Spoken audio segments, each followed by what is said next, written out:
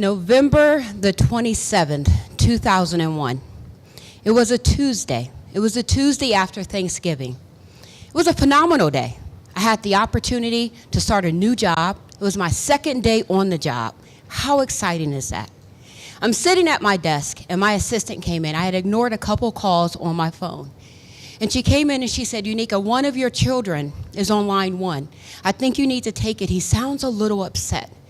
And I said, well, they're always upset because they want to know which lunch meat they should use, or they want to know if they can eat the Twinkies, or what's going to be for dinner, or they want to tell me about one hitting the other. They're always upset. And she said, no, this time I think that you should take this call. Pick up the phone, and my 10-year-old son, Isaiah, is on the other line, and he's sobbing. And quickly I knew that something was different about this call. This wasn't about Oscar Mayer. This wasn't about something that may have happened on the playground. This wasn't about his friends or someone bothering him. But this phone call was serious. In between his sobs, I said, honey, I need you to get it together. I need you to tell me what's going on. I used my big corporate voice on him, right? And I said, I need you to tell me exactly what's wrong. And he paused, and he said, Mommy, Nana is dead. And I sat there because I wasn't expecting those words to come from my 10-year-old son. I mean, Nana should be in the kitchen cutting the crust off of your peanut butter and jelly sandwich right about now. Who told you that she was dead? And he said, I'm looking at her. And I said, well, how do you know that she's dead? He said, Mommy, she's cold. And I said, well, hold on for just a second. See, this is where all the type A personality comes in handy. I said, hold on for just a second. I want you to pause. I want you to calm down. I want you to grab your 7-year-old brother, and I want you to go over 2 houses, and I want you to tell them that you've talked to me and that you need to stay there, and I'm on my way. November the 27th of 2001. You would think that that particular moment would have been the shifting moment in my life. But it wasn't the call. It wasn't coming home to the house and finding my forever best friend, the first person I ever knew, the person whose heartbeat I learned from the inside of her womb, lying on the floor, lifeless at 51 years old from a heart attack. You would have thought that that would have shifted everything. But that wasn't the moment. It was the moment at her funeral where they said to me, as the oldest child, we need you to come up and we'd like for you to close the casket. And I thought, wow, this is a lot. You guys are asking a lot of me, but I can do this. And I stand up and I walk up to the casket. I put my hand up and I start to pull it down. And as the casket is going down, as I'm pulling down that lid for my final goodbye to my mother, I thought about everything that she said she was going to do. All of the dreams that she had. All of the goals that she had that were now trapped inside of this casket. And then there was a click. That casket is forever closed. Pallbearers lift it up. They take it out to a hearse. They put the person in there. They take you to the funeral home, to the cemetery. They drop you into a 6-foot hole. And in that hole goes your dreams, your aspirations, and your goals. I want to talk to you today about a life without limits. Because when I think about my mother, I know that she lived her life full of limits. Everything was a limit. Money was a limit. Being a single mother was a limit. Poverty was a limit. Living in the ghetto was a limit. All of these different things were a limit to her. Not having an education was a limit. And so she made her decisions in life based on her limits opposed to possibilities.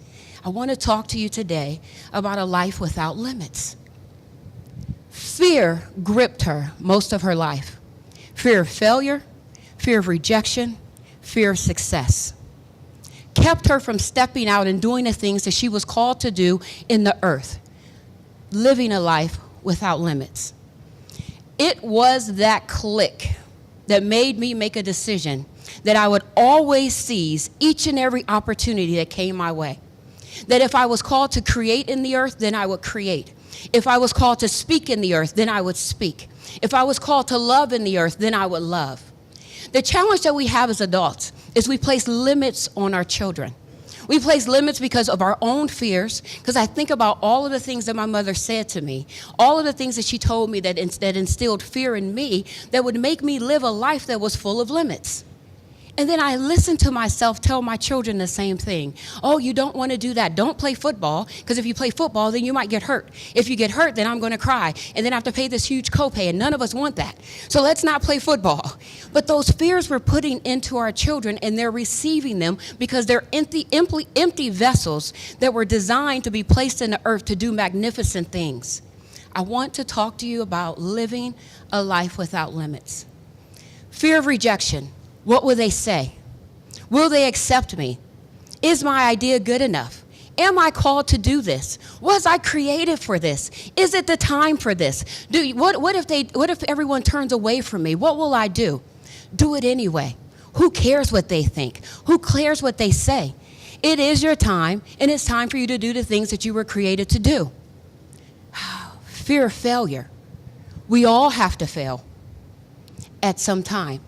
But I don't even think that when you fail that it's a failure. I think it's a learning opportunity. It's an opportunity for you to think, how can I do this differently the next time? The next time I create, the next time I invent. Think for just a moment if Steve Jobs would have been gripped with fear of rejection and failure and decided to never create the iPhone. I mean, like, how would I have a playlist now?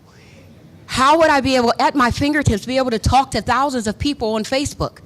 How would I be able to fit this little computer in my back pocket that I can pick up, take selfies, do all of these things?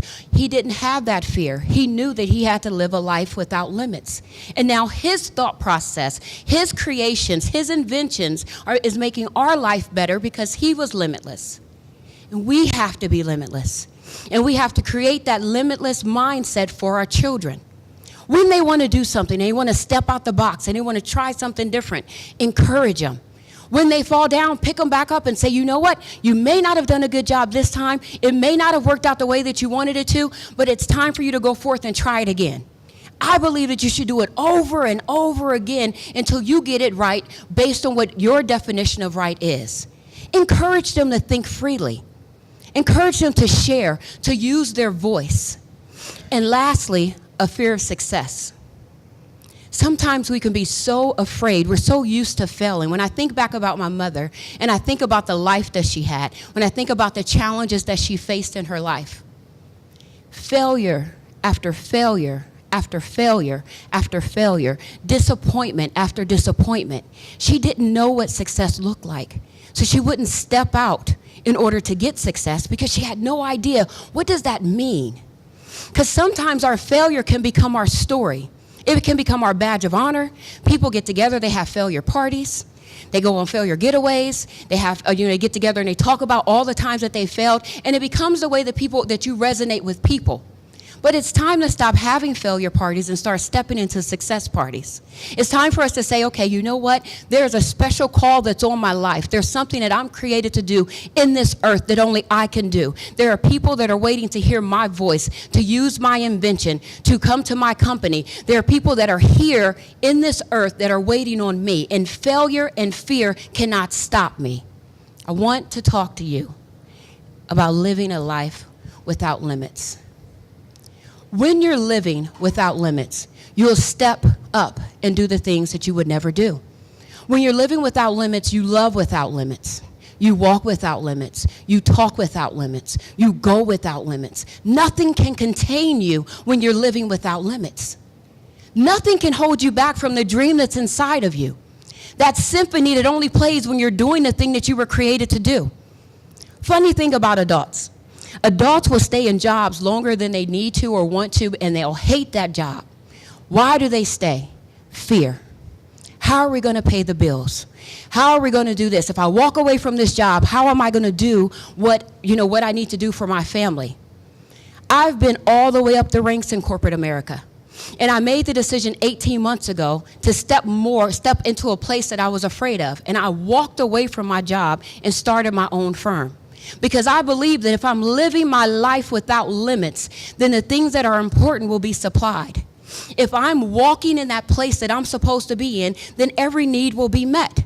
If I recognize that I am not my own source, then everything else will be taken care of. And I walked away from that job. And I got to tell you, everyone thought I was crazy. My father thought I should come home, we should have a conversation, that maybe he needed to coach me, that clearly this child has not quit the job that everyone wants. Yes, I quit. I gave it all up. Why? Because staying in that job was safe. Staying in that job could put limits on my life. And staying in that job would put me in a position where I probably wouldn't even be standing in front of you today. Because I'd be worried about a spreadsheet, EBITDA, profit margin, shareholders. Something would be plaguing my mind this Sunday evening because tomorrow I would probably have to talk to a board member. I want to talk about a life without limits. If a symphony is not going off inside of you every day, then you're not living a limitless life. If you are not filled with joy and compassion and love and ecstatic about what you're doing, you're not living a limitless life. You have allowed fear to creep in and tell you everything that you couldn't be.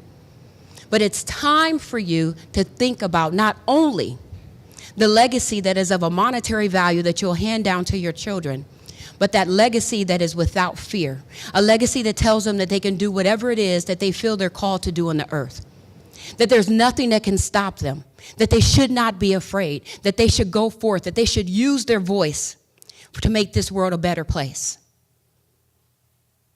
It's time for us to live a limitless life where there are no boundaries around us, where everything that we want we can possess, that we can step into it, and that we can do it.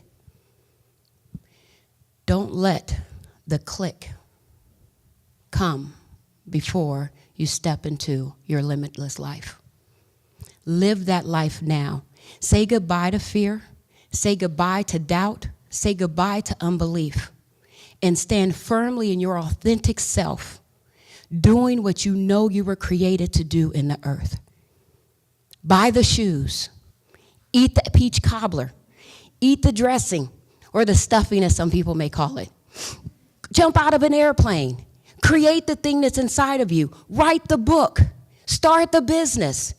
Do the thing so that your life can be limitless. Because once that click comes, it's all over. You don't get a second opportunity.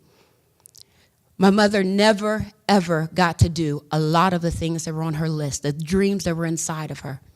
I believe that she pressed pause on that symphony early on and she never pressed play again. But I stand here now that even though she didn't transfer that legacy to me on purpose, she transferred it to me through a lesson. And I make sure that this symphony is playing all the time. Live your life limitlessly and let your symphony play for the whole world to hear.